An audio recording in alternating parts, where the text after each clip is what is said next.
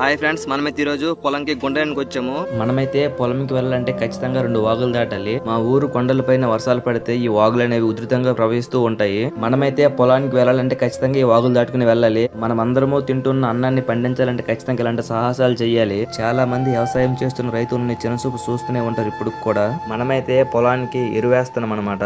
ఒక రైతు నారు నాటే నుండి పంట చేతికొచ్చే వరకు మొత్తం కష్టాలే. వేసిన విత్తనాలు మొలకెత్తకపోతే ఏం చేయాలో తెలియక పక్కవాడి పొలం నుండి నాటులు తెచ్చి పొలంలో నాటిన తర్వాత అమ్మయ్య అనుకునే టైంకి వాతావరణం అనుకూలించక వర్షాలు పడక పొలం ఎండిపోతుందని ఆకాశం వైపు ఆశగా బిక్కర చూపులు చూస్తే అప్పుడు ఆకాశం నుండి చినుకు పడితే ఆనందమే వేరు. ఇప్పుడు అసలైన కథ మొదలవుతుంది. ఎందుకంటే మెయిన్ గా ఎరువులు దొరకడం చాలా కష్టంగా ఉంది ప్రస్తుత రోజుల్లో. అయితే మన కర్మకాలి దొరికిన ఎరువులు కూడా క్వాలిటీ లేకపోతే మరలా భార్య పుస్తులు తాకట్టు పెట్టి వచ్చిన డబ్బులతో పంట పొలానికి ఎరువులు తీసుకుని వచ్చి ఎరువులు వేసిన ఆనందం ఎంతకాలమో లేకపోతే నేనైతే చెప్పవలసింది నెక్స్ట్ పార్ట్ లో కంటిన్యూ చేస్తాను.